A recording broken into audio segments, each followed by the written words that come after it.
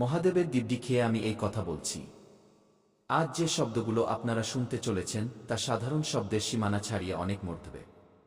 এগুলো নিছক শব্দ নয়, এগুলো হলো গণবার্তা, একটি সতর্কবাণী যা বাতাসের মতো নিঃশব্দে বয়ে চলে কিন্তু পাহাড়কেও নাড়িয়ে দেয়। এটি আপনাকে ভয় দেখানোর জন্য তৈরি হয়নি, বরং জাগানোর জন্য তৈরি হয়েছে। আপনার ঘুমিয়ে থাকা স্বপ্নগুলোকে, আপনার ক্লান্ত হৃদয়কে এবং আপনার ভেতরে চাপা পড়ে থাকা সেই আগুনকে, যা বছরের পর বছর ধরে নিভে আছে বলে মনে হচ্ছে। যদি এই মুহূর্তে এই আওয়াজ আপনার কানে পৌঁছায়, তবে বুঝে নিন এটি কোনো সমাপতন বা কাকতালীয় ঘটনা নয়। এই ভিডিওটি এমনিতেই আপনার স্ক্রিনে ভেসে ওঠেনি।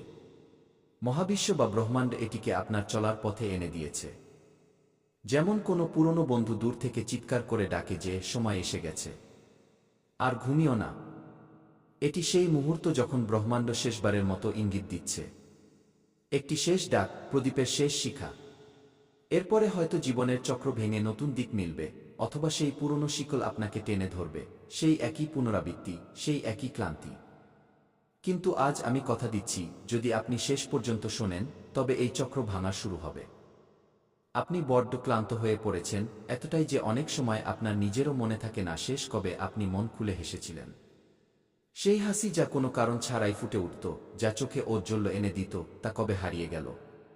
আপনি বাইরে থেকে সবসময় নিজেকে শক্ত দেখিয়েছেন, হাসি মুখে মাথা উঁচু করে, যেন কোনো যোদ্ধা যে যুদ্ধের ময়দানে একা দাঁড়িয়ে আছে। কিন্তু ভেতরে ভেতরে বছরের পর বছর ধরে অনেক কিছু ভাঙছিল। সেই ছোট ছোট টুকরোগুলো যা প্রতিটি অপমানের সাথে, প্রতিটি ব্যর্থতার সাথে ছড়িয়ে ছিটিয়ে যাচ্ছিল। আপনি সততাকে আপনার সবচেয়ে বড় হাতিয়ার বানিয়েছিলেন। সঠিক পথকেই নিজের মার্গ হিসেবে বেছে নিয়েছিলেন, যদিও তা কণ্টকাকীন ছিল। আপনি কখনো প্রতারণা করেননি, কখনো চাতুর্য দেখাননি। কিন্তু তবুও প্রতিবার মনে হয়েছে যেন দুনিয়ার নিয়ম আপনার জন্য আলাদা করে লেখা হয়েছে। অন্যরা না চাইতেই সব পেয়ে গেল, সাফল্য, অর্থ, সম্মান, সম্পর্ক। যেন কোনো জাদুর কাঠি তাদের জন্য সবকিছু সহজ করে দিয়েছিল। কিন্তু আপনাকে প্রতিটি জিনিসের জন্য লড়াই করতে হয়েছে। প্রতিটি দরজায় যুদ্ধ, প্রতিটি সিঁড়িতে সংঘর্ষ, জুটল কেবল অপমান। যেন কোনো তীর সোজা বুকে বিঁধে গেল। অর্থের অভাব এর যা রাতের ঘুম কেড়ে নেয়, সকালের চাও তেতো করে দেয়।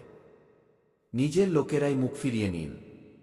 তারা, যাদের আপনি আপন ভাবতেন, যাদের জন্য আপনি সবকিছু উৎসর্গ করেছিলেন।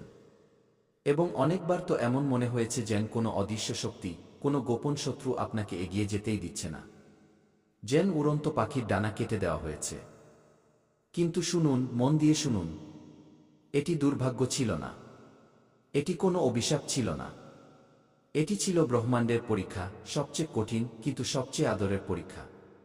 যখন ব্রহ্মাণ্ড কাউকে উচ্চতায় নিয়ে যেতে চায়, তখন প্রথমে তাকে শেকড় পর্যন্ত নামিয়ে আনে। সে তাকে একা করে দেয় যাতে সে নিজের শক্তি নিজে চিনতে পারে। সে তার বিশ্বাস ভাঙে যাতে নতুন বিশ্বাস তৈরি হতে পারে। তার ধৈর্যকে নাড়িয়ে দেয় যেমন ঝড় গাছের শেকড় মজবুত করে। এবং তাকে এমন এক জায়গায় নিয়ে আসে যেখানে মানুষ হয় পুরোপুরি ভেঙে যায়, অথবা ছাই থেকে ফিনিক্স পাখির মতো একেবারে নতুন হয়ে ওঠে, আরও মজবুত, আরও উজ্জ্বল এবং অটল। গত সময়ে গ্রহরা আপনার উপর এক অজানা বোঝার চাপ সৃষ্টি করেছিল। সূর্য, যা আপনার পরিচয় এবং আত্মবিশ্বাসের উৎস, তা কিছুটা ম্লান মনে হচ্ছিল, যেন মেঘ সূর্যকে ঢেকে দিয়েছে। চন্দ্র, যা আপনার মনের নদী, তা আপনাকে অস্থির করছিল। রাতগুলো ছিল নির্ঘুম, দিনগুলো দুশ্চিন্তার। এবং শনি, সেই কঠোর গুরু, প্রতিদিন প্রতি মুহূর্তে আপনাকে একটাই প্রশ্ন করছিল, তুমি কি সত্যিই প্রস্তুত? সেই কারণেই কাজ হতে হতে আটকে যেত, যেন নদী বালিতে আটকে গেছে। টাকা আসতে আসতে আটকে যেত, যেন কোনো দরজা শেষ তালাটিতে বন্ধ হয়ে গেল। মানুষ হঠাৎ বদলে যেত। সেই বন্ধুরা যারা কাঁধে হাত রাখত, সেই সম্পর্কগুলো যা মজবুত মনে হতো, সব এক ঝটকায় উড়ে যেত। কিন্তু এখন শুনুন, এখন ভারসাম্য নড়ে গেছে। গ্রহদের চাল চুপিসারে বদলে গেছে। কোনো ঢোল বাজেনি, কোনো ঘোষণার শোরগোল হয়নি, কোনো আতশবাজি ফাটেনি। কিন্তু আপনার অন্তরের গভীরে কিছু একটা জেগে উঠেছে। একটি ছোট্ট স্ফুলিঙ্গ যা আগে অস্পষ্ট ছিল, এখন তা স্পষ্ট বলছে। আপনি হয়তো অনুভব করেছেন, ইদানিং মন অদ্ভুতভাবে ভারী থাকছে। যেন কোনো পুরনো বোঝা হালকা হচ্ছে, কিন্তু জায়গাটি খালি হয়ে গেছে। কখনো অকারণে অস্থিরতা, যেন কোনো ঝড় আসতে চলেছে। আবার কখনো হঠাৎ গভীর শান্তি, যেন সমুদ্র শান্ত হয়ে গেছে। এটি বিভ্রান্তি নয় বন্ধু, এটি পরিবর্তনের পদধ্বনি। সেই হালকা খসখস শব্দ যা জঙ্গলে ঝড়ের আগে শোনা যায়। অনেকেই এই মোড়ে এসে ভুল করে। তারা এই সংকেতগুলোকে অবহেলা করে, ভাবে যে এগুলো এমনিই হচ্ছে। আর পরে যখন সবকিছু বদলে যায় তারা আফসোস করে, ইস, যদি সেই সময় বুঝে নিতাম। ইস, যদি সেই স্ফুলিঙ্গে হাওয়া দিতাম। আমি আপনাকে সেই ভুল থেকেই বাঁচাতে এসেছি। এখন থামুন, শ্বাস নিন এবং মন দিয়ে শুনুন, কারণ এই অংশটি খুব সংবেদনশীল। যেন কাচের ফুল যা ছুলেই ভেঙে যেতে পারে। এই সময়ে পরিবর্তনের এই ঢেউয়ে কিছু মানুষ খুব মিষ্টি সেজে আপনার আশেপাশে আসবে। তারা প্রশংসার ফুলের মালা পরাবে, যা শুনতে তো সুন্দর লাগবে কিন্তু তা শিকড় কেটে দেওয়ার মতো হবে। তারা পরামর্শ দেবে যেন কোনো জ্ঞানী গুরু, কিন্তু সেই পরামর্শ আপনার পথ ঘুরিয়ে দেওয়ার জন্য হবে। তারা আপনার প্রতি সহানুভূতির নাটক করবে, চোখের জল ফেলবে, কাঁধ এগিয়ে দেবে। কিন্তু মনে রাখবেন, ঈর্ষা সবসময় হাসি মুখেই আসে। সে সবচেয়ে মিষ্টি হাসি হাসে, সবচেয়ে উষ্ণ করমর্দন করে, কিন্তু ভেতর থেকে বিষ ঢালে। প্রতিটা হাত মেলানো মানুষ আপনার আপন নয়।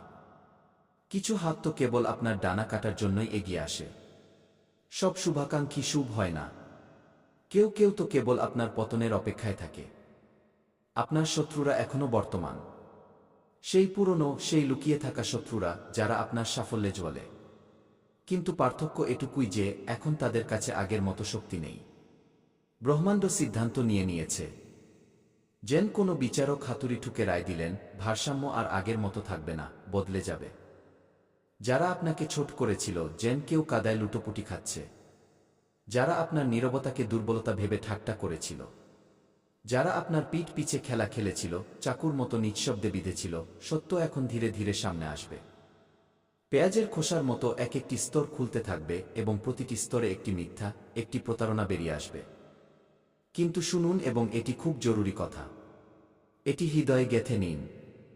যদি আপনি এই সময়ে প্রতিশোধের ভাবনা মনে পুষে রাখেন, যদি মনে হয় এখন আমার পালা, এবার আমি দেখিয়ে দেব, তবে সেই ভাবনাই আপনার অলৌকিক ঘটনার পথে সবচেয়ে বড় পাথর হয়ে দাঁড়াবে। সেই পাথর যা নদীকে আটকে দেবে, স্বপ্নকে পিষে ফেলবে। ন্যায় বিচার করা আপনার কাজ নয়। ন্যায় বিচার মহাদেব করবেন। মহাদেবের শৈলী এটাই। তিনি ত্রিশূল ওঠান সঠিক সময়ে, সঠিক জায়গায় এবং সঠিক তীব্রতায়। তার আঘাত কখনো তাড়াহুড়োর নয়, সর্বদা ন্যায়পরায়ণ। আপনাকে শুধু নিজের শক্তি বা ঊর্জাকে স্বচ্ছ রাখতে হবে। যেমন কোনো নদী যা পরিষ্কার জল নিয়ে বয়, আবর্জনাকে নিজেই ভাসিয়ে নিয়ে যায়। এখন এখানে একটি অত্যন্ত গভীর রহস্য আছে, যা আমি কেবল তাদেরই বলছি যারা শেষ পর্যন্ত শুনছেন, যারা এই বার্তাটিকে নিজের করে নিয়েছেন। আগামী সময়ে আপনার জীবনে একটি ঘটনা ঘটবে।